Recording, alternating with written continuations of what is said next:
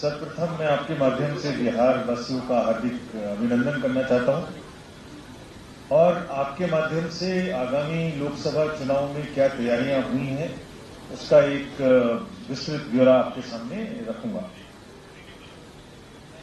जैसे आप जानते हैं, आप पूरी तरह से अवगत हैं, बिहार एक सांस्कृतिक और ऐतिहासिक राज्य है और इस समृद्ध ऐतिहासिक, भौगोलिक और सांस्कृतिक के अलावा ये गौरवमयी धरती लोकतंत्र की जननी के रूप में भी जानी जाती है और इस लोकतंत्र की महापर्व जो अब 2024 में इलेक्शन होने वाले हैं, इस लोकतंत्र की धरती पर उसके विषय में मैं आपको बताऊंगा कि क्या तैयारियां हम लोगों ने की हैं। और इससे पहले मैं आपको तैयारियों के बारे में बताऊं, सर्वप्रथम आपके माध्यम से पुणे सभी बिहारवासियों को, सभी वोटर्स को, सभी मतदाताओं को हम ये अपील करना चाहते हैं आयोग की तरफ से कि बहुत तैयारियां हमने की हैं और कर रहे हैं। आप वोट देने जरूर आए। मतदान के दिन आपका आना हमारे लिए बहुत ही गौरव की विषय होगा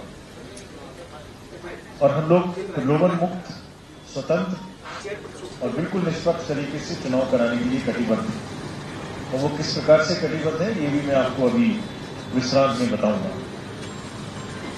आप बिना भय के मतदान करने आए, इच्छा से आए और जो लोकतंत्र की जननी है वहां गर्व के साथ में चुनाव के पर्व में भाग लेने के लिए आप आए। यह आपसे रिक्वेस्ट भी है और आपसे हमारी अपेक्षा भी है। फ्रेंड्स, पिछले 2 दिनों में हमने जो मीटिंग्स की हैं, पहले मैं उसके बारे में आपको बताऊंगा। तो फर्स्ट ऑफ ऑल हम पॉलिटिकल पार्टीज के रिप्रेजेंटेटिव से मिले,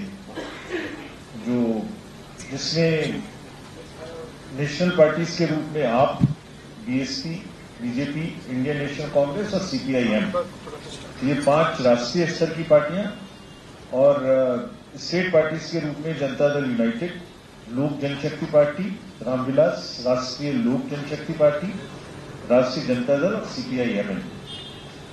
तो आप जानना चाहेंगे कि इन लोगों ने हमसे क्या कहा और हमारा भी ये ड्यूटी बनती है कि आपको बताएं कि इन्होंने हमसे क्या अपेक्षाएं रखी। और फिर मैं आपको पूरे अपने संबोधन के दौरान ये भी बताऊंगा कि उनके बारे में हम क्या करने जा रहे हैं और आप ही के माध्यम से उनको उत्तर भी दूंगा। तो कुछ दलों ने पहले कहा कि बिहार में जो मतदाता सूची बनी है उसमें जो नाम डिलीट हुए हैं उनके बारे में आयोग पूरी तरह से आश्वस्त हो ले और अगर कहीं कोई कमी है तो उसको ठीक कर ले। पहला उनका ये कहना था।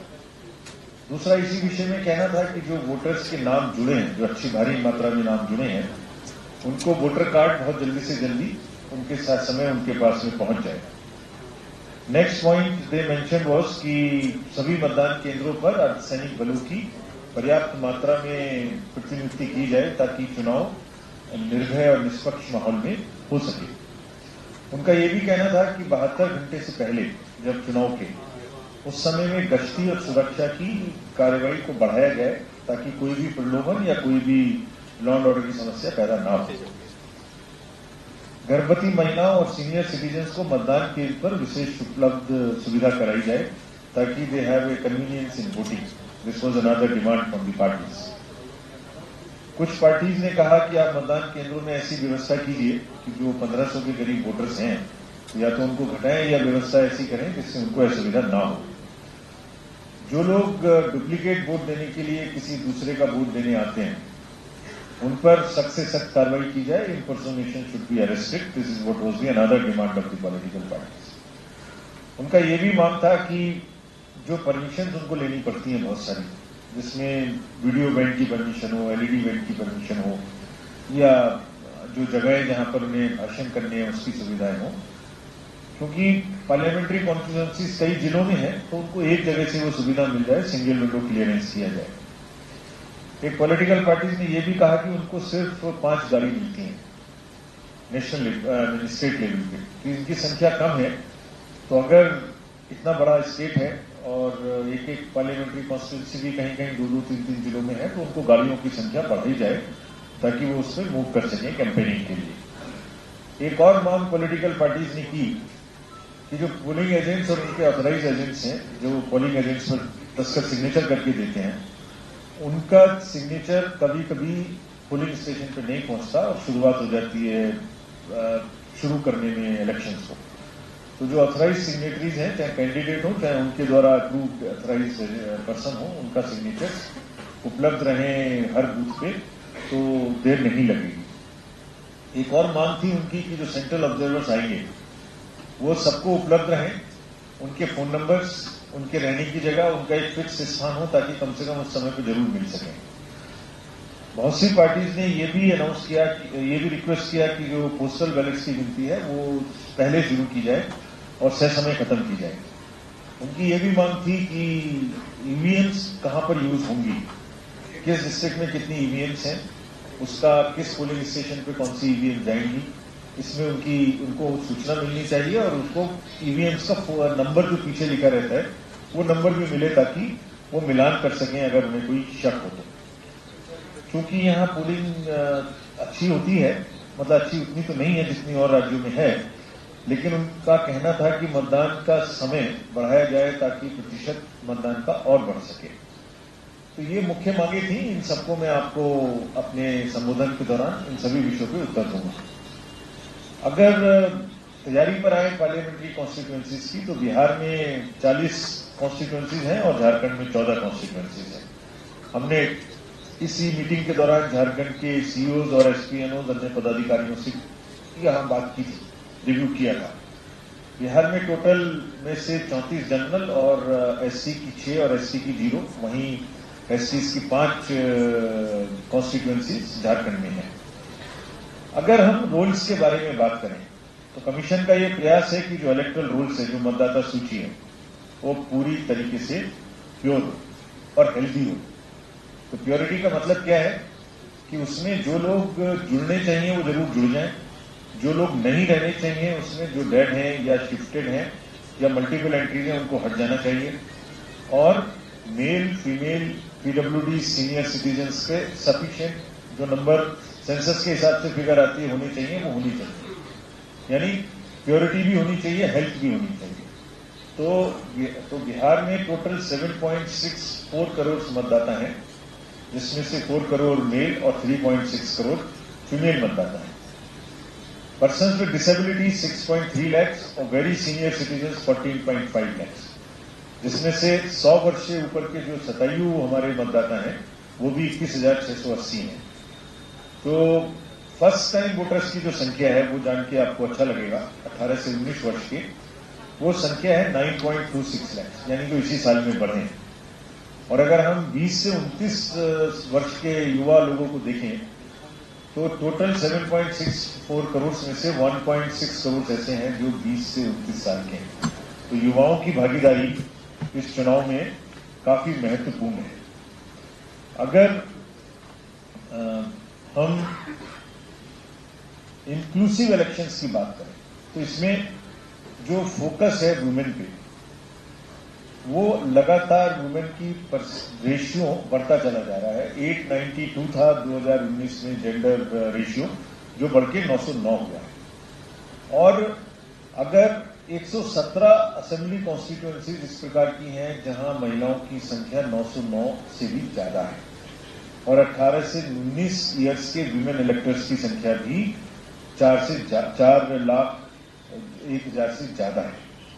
इसी क्रम में मैं ये भी बताऊंगा आपको कि जो डिलीशंस के बारे में पॉलिटिकल पार्टीज ने कहा था, तो कमीशन ने एक बहुत विस्तृत इसमें व्यवस्था की कि जो भी लोग डेड हैं और जो भी लोग शिफ्ट हो गए हैं, तो टोटल जो 16.7 लाख डिलीशंस किए हैं उसमें से 6.3 लाख जो है वो है लोग जिनकी दुर्भाग्यवश मृत्यु हो गई, और प्लस 2.3 ऐसे हैं जो कि रिपीटेड हैं, और 8 लाख के करीब शिफ्टेड हैं।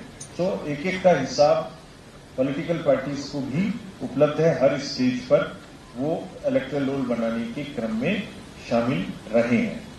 अभी भी कुछ चीज छूट गई है तो पॉलिटिकल पार्टीज हमें सीओ साहब को या अपने कंसर्न डिस्ट्रिक्ट मजिस्ट्रेट्स को बता देते हैं। इलेक्टोरल अपडेशन का प्रोसेस पूरी तरह से ट्रांसपेरेंट है और अभी भी कोई कमी है तो उसको पूरा किया जा सकता है। अगर यूथ की बात करें तो यूथ की किस प्रकार से संख्या बढ़ी है, मैंने बताया था आपको, और ये क्यों बढ़ी, क्योंकि 587 जगह में इलेक्ट्रल लिटरेसी क्लब के माध्यम से एक सघन अभियान चलाया गया और 7.79 लाख फर्स्ट टाइम वोटर्स 2024 में ऐड हुए और जिसमें से और इसके अतिरिक्त अगर 20 से 29 में देखें तो करीब 14.5 लाख वोटर्स ऐड हुए। और चूंकि परिवर्तन किया है आयोग ने कि आप 1 जनवरी को अगर 18 साल के हो रहे हैं, उससे पहले भी अगर आप 2024 वर्ष में कभी भी 18 साल के हो रहे हैं तो एडवांस एप्लीकेशंस दे सकते हैं। तो हमारे पास में 74,000 ऐसी भी एप्लीकेशंस आई हैं जो अभी 18 की नहीं हुए लेकिन इसी साल में 18 होने वाले हैं और उसमें से जितने लोग 1 जनवरी और 1 अप्रैल के बीच में 18 साल के हो जाएंगे उनको भी हम कार्ड पहुंचाएंगे और उनको भी वोटिंग की सुविधा मिलेगी। फ्रेंड्स, ज्यादा से ज्यादा इलेक्टरल रोल में किसी के लिए भी छूटे नहीं, कोई भी मतदाता हमारा नहीं छूटे। तो जो खासतौर से डिसएडवांटेज ग्रुप्स हैं, वल्नरेबल ग्रुप्स हैं, उसका भी प्रयास था कि जो पर्टिकुलरली वल्नरेबल ट्राइबल ग्रुप्स हैं जो कि बिहार में 5 हैं, मालपहाड़िया, पहाड़िया, सौरिया पहाड़िया, बेहोर और कोरबा, इनका भी हमने 100% एनरोलमेंट किया है और जब चुनाव होंगे तब भी ये प्रयास होगा कि इनको हम पूरे लेके आए। और इसमें बड़ा इंटरेस्टिंग फिगर ये है कि अगर उनकी टोटल नंबर 7631 है तो उसमें 18 प्लस का जो एनरोलमेंट है वो 3237 है, जो कि सबको भागीदारी चुनावों में मिले इसके लिए एक प्रयास है। अगर मतदान केंद्रों के बारे में मैं आपको बताऊं, अभी तक वोटर लिस्ट के बारे में बताया तो टोटल 77,392 पोलिंग स्टेशन हैं और अधिकांश रूरल हैं, जिसमें से 66,331 रूरल हैं। इनमें से करीब 40,000 बूथ्स पर वेबकास्टिंग की व्यवस्था की जाएगी। ये भी पॉलिटिकल पार्टीज की डिमांड थी, तो इससे भी हमारा मैनेजमेंट करना बहुत आसान होगा। पीडब्ल्यूडी मैनेज 40 बूथ होंगे और यूथ मैनेज 76 बूथ होंगे और ऐसे भी 243 बूथ होंगे जहां सिर्फ महिलाएं ही पूरे के पूरे बूथ का नियंत्रण और संचालन करेंगी। फ्रेंड्स, सभी बूथ्स पे जो एश्योर्ड मिनिमम फैसिलिटीज हैं वो रहेगी, यानी toilet, ramps, drinking water, electricity, wheel chair, ये सभी बूथ पे रहेंगे ताकि आने जाने में सबको सुविधा रहे। सबसे पहली बार बिहार में, अगर आपको याद हो तो 2020 का जब इलेक्शन हुआ था कोविड के दौरान, उस समय भी मुझे आने का मौका यहां मिला था एज इलेक्शन कमिश्नर। तो उस समय पहली बार ये व्यवस्था शुरू की थी कि घर में जो वेरी सीनियर सिटीजन्स हैं उनको जाके वोट लाया जाए और अब ये व्यवस्था पूरी कंट्री में लागू है और इस इलेक्शन से पूरे देश में ये व्यवस्था लागू होगी। पहला प्रयास यही हुआ था इसका। तो इसमें क्या है कि आप जो पर्सन विद डिसेबिलिटीज हैं वो फॉर्म 12D है जो अनाउंसमेंट के 5 दिन के अंदर वो भर सकते हैं और जिनकी भी 40% से अधिक की डिसेबिलिटी है उनको घर जाके हम वोट लेंगे। बाकी इसके अतिरिक्त उनको अगर नहीं, बहुत सारे लोग नहीं लेना चाहते घर से वोट, वो बूथ पर आना चाहते हैं और हम भी व्यवस्था कर रहे हैं उनके लिए कि उनको अलग से लाइन मिले, उनको व्हील चेयर मिले और ऐसा मौका मिले कि पर्सन विद डिसेबिलिटी जब बूथ पे आए और हम सब उनको एक्स्ट्रा फैसिलिटेशन दें तो सोसाइटी में भी एक एग्जाम्पल सेट हो। यानी अगर बूथ पे हम उनकी देखभाल कर सकते हैं, उनका सम्मान कर सकते हैं, उनको इक्विटी दे सकते हैं, तो बाकी भी समाज में फिर रेलवे स्टेशन पर, एयरपोर्ट पर, मार्केट में हर जगह उनको सुविधा मिलनी चाहिए। ऐसा एक प्रयास हमारा है कि ये चीज हम एस्टेब्लिश करें। सिमिलरली बुजुर्गों के लिए भी हमारे जो ओल्ड एज के जितने भी वोटर्स हैं जो हमारे लिस्ट में शामिल हैं उनको भी हम घर जाकर वोटिंग की सुविधा प्रदान करेंगे। और जब वोटिंग होगी तो साथ में एक टीम जाएगी जो वीडियोग्राफी भी करेगी और पोलिंग कैंडिडेट को भी इजाजत है कि वो साथ में अपने लोगों को भेज सकते हैं। लास्ट माइल तक भी हम लोग पहुंचेंगे। ये जस्ट कुछ ग्लिम्सेस हैं, यानी जहां भी बूथ्स हैं, चाहे दियारा में जाना हो, चाहे बोट से जाना हो, कोई भी वोटर छूटे ना, ये हमारा प्रयास रहेगा। और आपके माध्यम से हम ये सबसे गुजारिश करेंगे, अपील करेंगे, रिक्वेस्ट करेंगे कि वो वोट देने जरूर आए। जब हम इतनी व्यवस्था करने की कोशिश कर रहे हैं तो कोई भी छूटना नहीं चाहिए। अब एक अपेक्षा भी है कि हम पूरे इलेक्शंस को बिल्कुल इंड्यूसमेंट फ्री, मनी पावर से दूर रखें, किसी भी प्रकार की क्लटरिंग और किसी भी प्रकार की गलत चीजें ना होने पाए। तो एक एप्लीकेशन है जिसको आपके सहयोग से हम सबके साथ तक पहुंचाना चाहते हैं। इसका नाम है सी विजिल, यानी विजिलेंट सिटीजन। अगर आप जागरूक हैं तो आप कोई भी शिकायत है किसी भी बूथ के बारे में, किसी पार्टी के बारे में, किसी कैंडिडेट के बारे में, तो अगर आप उसकी कोई टेक्स्ट लिख के या कोई गलती हो रही है तो फोटो खींच के, या आप अगर हमें भेज देंगे इस ऐप पर, तो आपका जो कहाँ लोकेशन है ये हम अपने से ले लेंगे, लॉन्गिट्यूड लैटिट्यूड आपका हम अपने से ले लेंगे। और जो भी नियर बाई हमारी वो होगी वैन, SST होगी, कोई FST होगी, कोई सेक्टर मजिस्ट्रेट होंगे, 2 किलोमीटर में तो कहीं ना कहीं होंगे, उनको हम 100 मिनट के अंदर अंदर वहां भेज के उसकी इंक्वायरी करा के पोस्ट करेंगे वेबसाइट पर कि क्या विषय था, उस पर क्या हमने किया, वो सही था, गलत था, पार्शियली सही था, और उस पर कमीशन ने ये काम किया।